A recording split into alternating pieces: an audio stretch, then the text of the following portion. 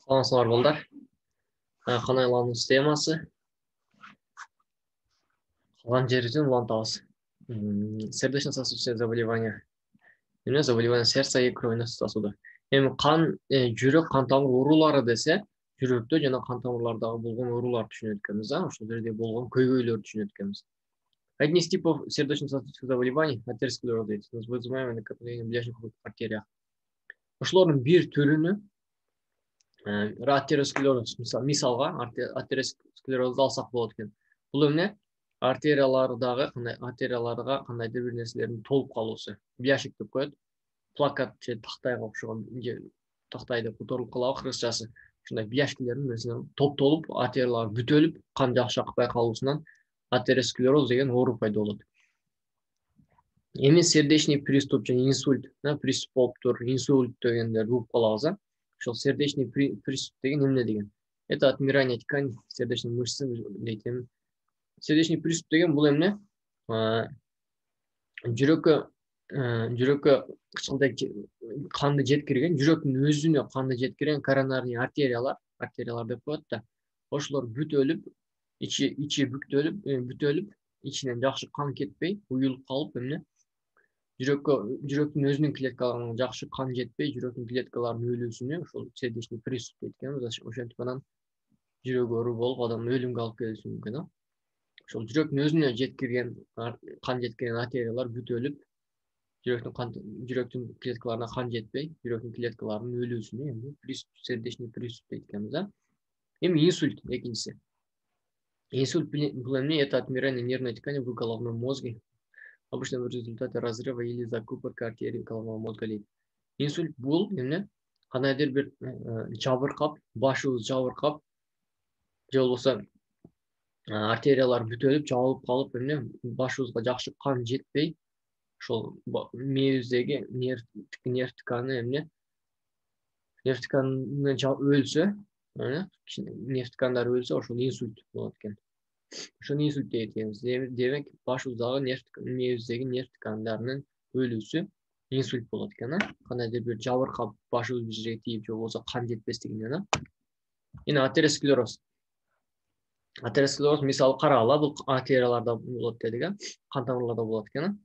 Нормальный артерия, сол тарабында карасаңар, ссылканы. Нормальный артерияда эндотелий бар экен ичинде. Анан жылмакай булчуң катмары, анын сыртында тутумдаштыргыч ткан турат. Эми атеросклероз болгон баягындай бияшкилер пайда болгон моундай. Моундай бияшки деп коет, орусча ошолорду пайда болгондорду карасак, атеросклероз болгонду карасак эмне?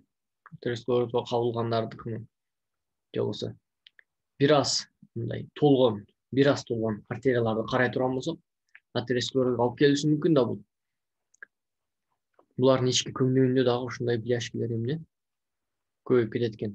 Мунун натыйжасында, мисалы мунун кеңдигин карагыла, нормальный артериянын, мунун кеңдигин карагыла. Демек, бул жерде буга караганда дээрлик 2 эсе, мүмкүн андан дагы аз эмне? Кан кетип, клеткаларга жетишерлик деңгээлде кычкылтек барбай калат экен. Ушинтип атеросклероз болуп, сердечный приступка же болбосо өлүмгө алып келиши мүмкүн. Лечение и диагностика сердечно-сосудистых заболеваний. Эми ошол жүрөк кан тамыр ооруларынын дарылоо жана диагностика дейт. Холестерин является одним из основных факторов развития атеросклероза дейт. Атеросклероздун пайда болуусуна холестерин өтө маанилүү ролду ойнойт экен. Эми холестериндин дагы ушул эки түрү бар дейт. Липопротеин низкой плотности, липопротеин высокой плотности деген эки түрү бар дейт. Бул эмне? Липопротеин низкой плотности деген бул эмне? Же болбосо жаман холестерин деп коет экен муну. Булардын көп болуусунан эмне? Баягындай бияшкилер, кан тамырлар бүтөлүп калуусу мүмкүн экен. Ал эми липопротеин высокой плотности деген, же болбосо буларда хороший холестерин, жакшы холестерин деп коет экен. Булар эмне? Баягындай бүтөлүүсүнүн алдын алат экен, бүтөлүүгө алып келбейт экен, азайтат экен кайра. Кан тамырлар толуп калуусун азайтат экен.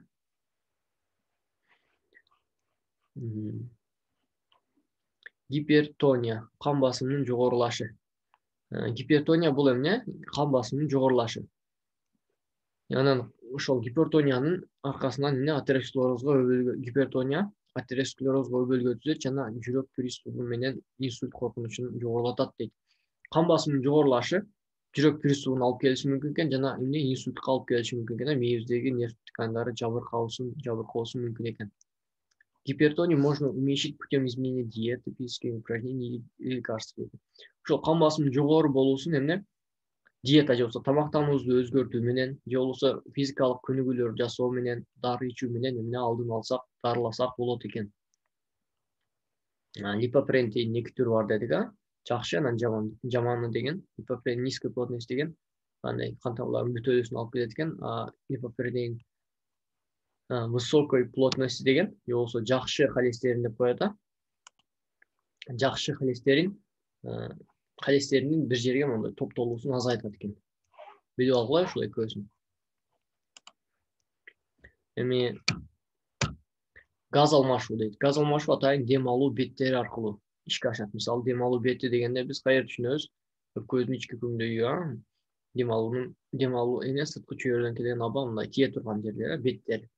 Газообмен поставляет кислород для окислительного дыхания, утилизирует и увеличивает газ дейт. Эми газ алмашууда кычкылтек алып клеткалары барып көмүрсүз газын чыгарып беребиз. Эми газ рассеивает градиент давления вниз в легких и других формах разницы постоянного давления. Газдар эми бир жерден бир жерге, эмне абадан биздин денебизде өпкөдөн канга, кандан клеткаларга өзүнүн бир парциальный давлениясы, парциалдык басымы менен жылып турат экен. Эми парциальное давление деген эмне деген? Парциалдык басым деген. Парциальный басым деген эмне деген? Бул это давление, оказываемое определенным газом в смеси газов дейт. Абада газдар бар да, ушул газдардын кандайдыр бир газдардын ичиндеги, бир жердеги газдардын ичиндеги ар бир абанын эмне, мисалы кычкылтектин же болбосо элементтин, кычкылтектин же болбосо көмүрсүз газынын өзүнүн эмне давлениясы экен. Абада, мисалы, абаны элестетебиз. Абада азот бар, мисалы, көмүрсүз газы бар, кычкылтек бар, туурабы? Ошолордун ичинде ар биринин өзүнчө эмне басымы болот экен. Эми карайбыз. Эми газ диффундирует из области с более высоким парциальным давлением в область с более низким парциальным давлением дейт. Эми газдар давлениясы көп болгон жактан эмне давлениясы аз болгон жакка эмне жылат экен. Мисалы, суу элестетели, көп жактан суудагы аз жакка жылат. Ошондой эле. Же болбосо бөлмөдө толтур адамдар отурат дейли. Бөлмө көмүрсүз газы көп болуп ысып кетти. Ошол ысыганда терезени ача турган болсо эмне көмүрсүз газы сыртка чыгат, билинет ушундай жылуу аба сыртка чыкканы. Ошондой эле газдар дагы давлениясы көп жактан аз жакка жылат экен. В легких тканях, мисалы, өпкөбүздө диффундирует от места, где их парциальное давление выше, туда, где он ниже. Өпкөбүзгө кычкылтек дем алганыбызда кычкылтек барганда канда кычкылтек аз болот да. Кычкылтек барып канга эмне кычкылтек жылат экен. Анан кан менен кычкылтек ташылып барып клеткаларыбызга барганда клеткаларда кычкылтек аз да, ошол кычкылтек берилет экен. Ал эми ал жактан эмне кычкылтек көмүрсүз газы көбүрөөк болуп, көмүрсүз газы канга берилет. Канга берилип, өпкөгө келгенде көмүрсүз газы сыртка эмне ушундай парциальное давление менен эмне өзүнүн давлениясы менен сыртка чыгып кетет. Животные могут использовать воздух или воду в качестве источника кислорода или респираторной среды дейт. Эми жаныбарлар кычкылтекти алуу үчүн аба чөйрөсүн же болбосо суу чөйрөсүн колдон алышат дейт. Мисалы, биз абадан дем алабыз, ал эми балыктар, суда жашоочулар суудан дем алат. В данном объеме в воде доступно меньше кислорода, чем в воздухе дейт. Эми бирдей көлөмдөгү суу менен абаны алсак, мисалы 10 литр суу жана 10 литр абаны ала турган болсок, абада эмне кычкылтек көбүрөөк болот экен, чем эмне сууга караганда. Получение кислорода из воды требует больше эффективности, чем дыхание воздухом. Эми абада сууда кычкылтекти өзүнө жаныбарлар өзүн алуу эмне кыйыныраак экен, абада кычкылтекти алганга караганда. Себеби сууда кычкылтек аз, ал эми абада кычкылтек көп. Дыхательные поверхности дейт. Дем алуу беттери дейт. Жаныбарлар аба же суу болобу, клеткалар менен дем алуу чөйрөсүнүн ортосунда газ алмашуу үчүн чоң нымдуу дем алуу беттерине муктаж дейт. Нымдуу беттерге муктаж экен. Себеби нымдуу болсо эмне абанын жылуусу оңоюраак болот. Газообмен через респираторные поверхности происходит за счет диффузии дейт. Эми дем алуу беттеринде газдын алмашуусу эмне диффузия аркылуу, заттардын көп жактан аз жакка жылуусу аркылуу болот. Кычкылтек көп жактан аз жакка жылат, көмүрчүлүк газы көп жактан эмне аз жакка жылат. Поверхности дыхательных путей у разных животных различаются и могут включать внешнюю поверхность, кожу, жабры, трахеи и легкие дейт. Дем алуу беттери ар кандай жаныбарларда ар кандай болушу мүмкүн дейт. Мисалы, жалпак курттар эмне бүт денеси менен дем алат, курбакалар сууда денеси менен дем алат, териси менен дем алат деген. Жабырлар, бакалорлор менен, мисалы балыктар, трахеялар менен да болсо, биздей өпкөлөр менен дем алышы мүмкүн ар кандай жаныбарлар. Жабры — это выступы тела, которые создают большую площадь поверхности для газообмена дейт. Бакалорлор булар эмне дем алуу органдары, дем алуу үчүн ыңгайлашкан өзүнчө бир органдар. Булардын ичиндеги дем алуу бети эмне көп болот. Вентиляция перемещает, мисалы, параподии дейт. Работает как жабры, червь. Курттагы параподийлер эмне бакалоор сымал функцияны аткарат экен. Же болбосо могу рактардагы жабраларын карагыла. Булардын кара жалпак болуп узарып турат. Себеби дем алуу бети эмне чоң болот. Ата жылдыз курттарда жылдыздын неме деп коет эле, деңиз жылдызы деп коебу. Морская звезданы карасак, мунун дагы өзүнчө эмне жабралары, бакалоорлору бар экен, дем алуу үчүн ыңгайлашкан. Бизде өпкө. Вентиляция перемещает респираторную среду над респираторной поверхностью дейт. Эми дем алуу беттеринде эмне вентиляция заттар эмне абаны эмне же болбосо дем алуу чөйрөсүн эмне алмаштырып турат. Мисалы, вентиляция болуп биздин өпкөбүздүн бетинде эмне зат эмне аба алмашып турат. Дем алып өпкөнүн бетине кычкылтек келип, көмүрчүлүк газ чыгып эмне. Вентиляция демек дем алуунун беттеринде, өпкөбүздүн бетинде эмне абаны алмаштырып турат экен. Вентиляция деп ушундай абанын алмашуусун айтабыз да, ушинтип. Водные животные перемещаются по воде или перемещают воду через жабры для вентиляции дейт. Эми сууда жашоочу жаныбарлар по воде или перемещают воду через жабры для вентиляции дейт. Дем алуу үчүн эмне сууну жылдырат экен. Мисалы, балыктар оозу менен сууну алып, жабралар аркылуу, бакалоорлор аркылуу чыгарып, дем алуу үчүн биз абаны жылдырсак, өпкөбүз менен чөйрөнүн ортосуна, булар дем алуу үчүн эмне сууну жылдырат экен. Жабры используют противоточную систему обмена, при которой кровь течет в направлении противоположному потоку воду, проходящей по жабрам. Кровь всегда менее насыщена кислорода, чем вода, с которой она встречается, увеличивает диффузию дейт. Эми бири-бирине карама-каршы багытта, эмне бакалоолорго каршы багытта суу агып, эмне кычкылтек алмашат экен. Карайлы. Балыктардын могу сүрөт карагыла. Бакалоорлор оозу менен сууну алып, бакалоорлордун арасынан суу анан кийин бияка өтүп чыгып кетет. Ошол бакалоорлордун арасынан өтүп атканда суу аларга каршы багытта өтүп, эң алдын карасак,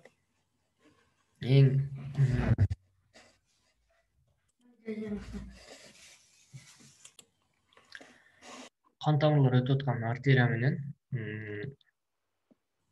менен вена өтүп аткан жерлерге карасаңар, булардын арасынан, ушул капиллялардын арасынан эмне суу өтөт экен. Ошол өткөн жерде сууда кычкылтек көбүрөөк болот да булардын канына караганда. Өтүп жатканда кандагы аба эмне диффузия менен булардын клетка кан тамырларына жылып, кычкылтеги аз кан көк болуп турат го, аз кан келип айланып туруп эмне капилларлардан өтіп жатқанда кычкылтекке толуп анан эмне кайра эмне кычкылтекке толгон кан артка кайтып кетет экен. Противоточный обмен дейт, бири бирине каршы агымдагы зат алмашуу. Аба жылып атканда, суу, могу ссылканы карагыла, көк болуп жылып атканда, суу бияктан жылып атканда, суудагы аба эмне капилларларга, капиллярдын ичине канга өтүп, кан эмне кычкылтекке толуп кайра агып кетет экен. Ушундай бакалуу оорулар. Трахеальный система насекомых дейт эми. Курт мускуларда, насекомыйлардагы эми трахеальный системалар, трахея системалары. Трахеальная система насекомых состоит из крошечных разветвляющих трубок, пронизывающих тела дейт. Буларда дем алуу үчүн биздикиндей өпкө эмес, буларда өз башкача эмне трахея системалары бар дейт. Ошол трахеялар эми булардын денесинде кичинекей болуп бутакташып, дарактын баягы тамыры же болбосо бутагы бутакташып кеткендей, булардын тканьдардын арасына ошентип бутактап эмне өзүнчө түтүктөр болуп турат экен. Дем алганда ошол түтүктөр кычкылтек барып, түтүктөрдүн эмне клеткаларына кычкылтек диффузия менен өтүп турат. Трахеальные трубки поставляют кислород непосредственно в клетки тела. Трахеалдык түтүктөр, трубкалар кычкылтекти клеткаларга эмне жеткирет. Дыхательная и кровеносная система разделены дейт. Булардын эмне дем алуу системасы жана кан айлануу системасы бөлөк-бөлөк экен. Биздики мисалы бири-бирине байланышып турат, көзгө кан келип, булардыкы бөлөк-бөлөк, бири-бирине байланышпайт экен. Более крупные насекомые должны вентилировать свою трахейную систему, чтобы удовлетворить потребности в кислороде дейт. Өтө чоң эмне насекомыйлар, курт-мускулар өзүнүн трахеалык системасын алмаштырып эмне тез-тез же болбосо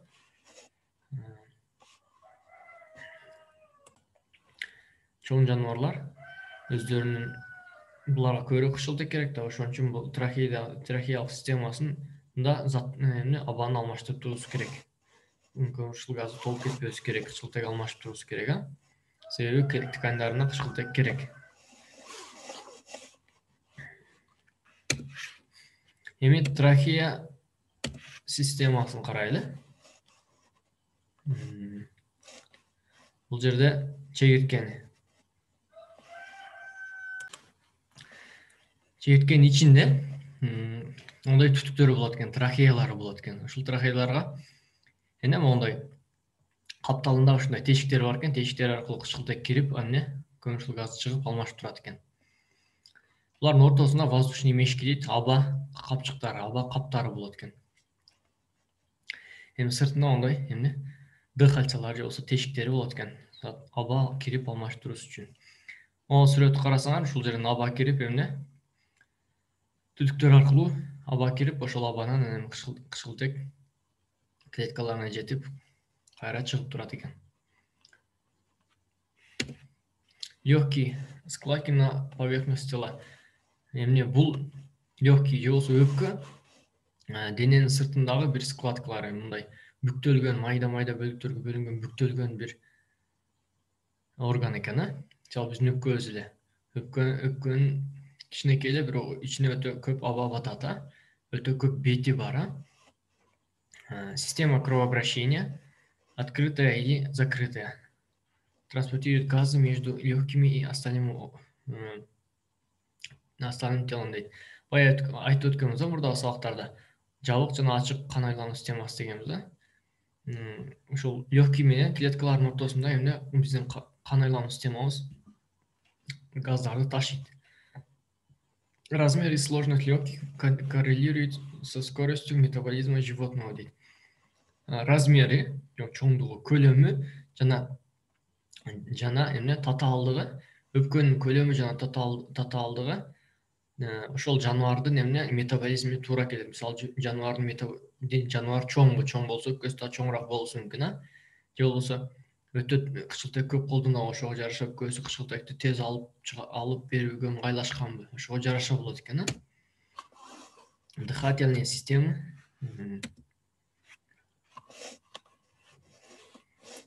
Дыхательная система млекопитающих дейді, внимательный взгляд дейді. Эми түз темүүчүлөрдүн дем алуу системасын эми адамдарды өзүбүздүкүн карап көрөлү. Система разветвленных каналов воздушных трубок транспортирует воздух в легкие дейді. Эми бутакташкан каналдар, эми же болсо разветвленный каналдар, дем алуу трубалары, түтүктөрү газды эмне өпкөгө жеткирет экен. Воздух выдыхаемый через ноздри дейт. Мурубуздун тешиктери аркылуу эмне демди алабыз. Ноздри, орусча ноздри, андан кийин глоткага барат экен. Глотканан гортанга, кекиртек кулак, гортандан трахеяга, монда көрүнүп турат бул жерибизде, мойнубузда трахеяга. Трахеянан кичинекей бронхиге, бронхиден бронхиолдорго, анан альвеолдорго, альвеолдордон газдар алмашат кан менен өпкөнүн ортосунда. Вдыхаемый воздух проходит по голосовым связкам, создавая звуки дейт. Эми өпкөбүздөн дем чыгып атканда голосовой связкалар бар экен, ошол кекиртегибиз жакта. Ошол жерде ошолор кыймылдап эмне, ошол дем чыгарып аткан абабыздын жардамы менен ошолор кыймылдап бизде эмне звук, үнүбүз сүйлөй алат экен ошолордун жардамы менен. Үндөр чыгат экен деп. Альвеол окутаны капиллярами для газообмена дейт. Эми альвеолдор эмне газ алмашуу үчүн эмне капиллярлар менен капталган, оролгон, капиллярлар менен кошулуп турат. Сүт эмүүчүлөрдүн, мисалы адамдын дем алуу системасы карагыла. Мурубуздун күңдөйү менен келип, мурун тешиктери менен кирип, мурун күңдөйүнөн глоткага, могу жута турган жерге, анан ларингс дейт муну. Кекиртегибиз жака, андан кийин трахеяга, трахеянан бронхиолдорго, бронхиолдордон альвеолдорго барып, ушул өпкөбүздө эмне газ алмашуу жүрөт. Эми өпкөбүздүн астында диафрагма деген бар, диафрагма кыймылдап биздин дем алуубузга жардам берет. Өпкөбүздүн микроскоп менен карап көрсөк, кичинекей бөлүктөрүн карап көрсөк, альвеолдор карасаңар, ар бир альвеол эмне капиллярлар менен капталып турат. Ушул аба эң акыркы ушул капилляларга келип, кан менен өпкөнүн ортосунда аба алмашуу жүрөт. При дыхании легкие вентилируются путем выдыхания и вдоха воздуха дейт. При вдыхании биздин дем алуубузда, дем алуубуз эмне демди алуу жана демди чыгаруу менен болот. Земноводные, такие как лягушка, вентилируют свои легкие за счет дыхания с положительным давлением, которое заставляет воздух спускаться по трахее дейт. Земноводный, мисалы жерде сууда жашоочулардан, мисалы курбака өзүнүн өпкөсүн эмне положительный, оң эмне положительный кан басым менен, положительный давление менен эмне вентиляция кылат экен, абаны алмаштырат экен. Абаны топтоп, андан кийин ошонун күч менен эмне түртөт экен өпкөсүнө. Трахея аркылуу өпкөсүнө эмне аба түртүлөт экен. Млекопитающие вентилируют дыханием с отрицательным давлением. А биз болсо тескери отрицательный давление менен дем алат экенбиз. А биз, который втягивает воздух в легкие. Биздин өпкөбүз эмне чоңойгондо аба ичине тартылат, аба ичке тартылып өпкөбүз толот. Ал эми баягы курбакаларда, бакаларда абаны эң алгач топтоп, оозуна бир жерине топтоп туруп, анан кысканда абаны түртүлүп өпкөнүн ичине киргизет экен. А биз болсо өпкөбүз баягындай өзү чоңойгондо өпкөнүн ичинде давление азайып, басым азайып, аба атмосферадан бизге эмне өпкөбүзгө кирет экен. Объем легких увеличивается по мере сокращения мышц ребер и диафрагмы дейт. Эми өпкөбүз кантип чоңоет, кантип ичиде давление азаят. Биздин эмне мындай кабыргаларыбыздын арасында булчуңдар жыйрылып, кабыргаларыбыз өйдө көтөрүлүп, чоңоюп, анан астынан диафрагма ылдыйга жылып, ошолордун жардамы менен өпкөбүздүн көлөмү чоңоюп, ичиндеги давление азайып, анан эмне кычкылтек кирет экен өпкөбүзгө. Дыхательный объем – это объем воздуха, выдыхаемого при каждом вдохе дейт. Эми дем алуу объему, дыхательный объем деп коет экен. Биз кадимкиде дем алып аткан абанын көлөмүнө дыхательный объем дейбиз. Максимальный дыхательный объем, максималдуу дем алуу көлөмү бул эмне? Это жизненная емкость легких дейт. Бул болсо өпкөлөрдүн жизненный емкость дейді. Мұның қырғызшасы қандай оқылады еле? Тағы қарайыз. Орысша шындай дейді да, қырғызшасын білбейді екен. Максимальный дыхательный объем – это жизненная емкость легких дейді. После выдоха в легких остается остаточный объем воздуха дейді. Яғни демді шығарғанымыздан кейін өпке жауышып қалмайды да. İçinde bari bir qandaydır bir kөлемдегі абаның көлемі қалады.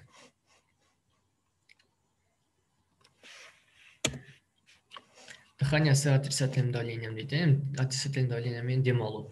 Мысалы, грудная клеткада, мысалы, төш yüzді қабырғалардың арасында бұлшықтар тартылып, қабырғалары көтеріледі екен өйдегі. Өпке өзі кеңейеді. Астынан қарасаңа диафрагма мұрда өйдеректі олчы, астыға диафрагма жиырылып тартылғанда, өпке астыға да тартылып, қабырғалар ұзағы бұлшына жиырылып, өпке өйдеге жылып, өпке екі жақтан тартылып, өпке чоңайды екен. Сол чоңайғанда сырттан аба кирет. Ошо өтіп демді өзге аласыз, өзіңерле қарап көрсіңер, деп дем алған өпкеңер чоңайды. Астыға диафрагма өпкені астыға тартып, ребралар, осы қабырғалар өйдеге көтеріліп, өйдеге тартып, өпке чоңайды, дем кіреді. Дем шығарып отқанымызда, демді алғыла, деп шығарғаныңызда өпкеңер кішірейді. Қабырғалардың арасында бұлшықтар қайра, қабырғалардың бұларында екі түрі болады. Мен аз үстінен айтам. Қабырғалардың арасында бұлшықтар қайра өзіне келіп, қабырғалас өпкенің көлемі кішірейді. Анан диафрагмадағы ылдыйдан өйдеге қарай жылып, өпке өзінің қалыбына келіп, кішірейіп, қайра сыртқа аба шығып кетеді. Как дышит птица дейді. Чымшық қантип дем алады. Ошоны қарай өзем. Чымшықтар қантип дем алады. Қанаттылардың өпкесінде абаның қармауы үшін сильфон милдетін атқарған 8 же 9 аба қапчығы бар. Қанаттылардың өпкесінде 8 же 9 аба қапчығы бар екен, бұлар абаны қармайды екен, өзіне қармап тұрады екен. Воздух проходит через легкие только в одном направлении дейді. Ошол немелердің қапшықтарының арасында аба бір еле бағытта кете береді екен жылуға. Каждый выдох полностью обновляет воздух в легких дейді. Әрбір выдохта, әрбір демді шығарусында, чымшық дем шығарғанда, бірінен бірге жылы отырып, өпкедегі әрбір жерге жаңы аба киреді екен, артқа қайтып кетпейді екен. Өпкенегі әрбір демді шығарусы, өпкенің әрбір бөлігіндегі немені обновление қылады екен. Абаны жаңылайды екен. Мысалы, чымшықтардың демалыс темасы қарағыла, біріншелі дем кирді, тұмшығынан бияға. Аба киріп, ең бірінші ылдыйдағы задний воздушный вишок артқы қапчығына барады екен, аба қапчығына барады екен. Ал жерден өпкөсіге барады екен. Дем алғанда. Өпкөсіне үшінтіп киргенде кечейін дем алусы болады екен, дем алды дейлі. Андан кейін выдохта дем шығарусы да, ошол кирген аба өпкөге бар, кирип өпкөнөн анан кейін бул жака дем чыгарып атканда өпкөгө барып, өпкөнөн бияка жылып, анан ошентип сыртка чыгат экен. Дем алганда аба өпкөгө чейин келип, дем чыгарып атканда бул жактагы аба чыгып, бул жактагы аба кайра өпкөгө кирип, ушинтип айланып турат экен да.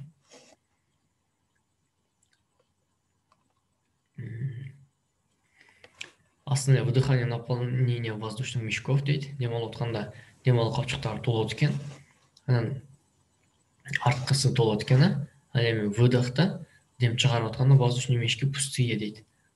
Ошондо арткы капчыгы толуп, бул жакта толгон болчу. Ал бул жакта кичирейди. Карасаңар бул жактагы аба себеби өпкөгө жылып, андан кийин сыртка чыгып кетет.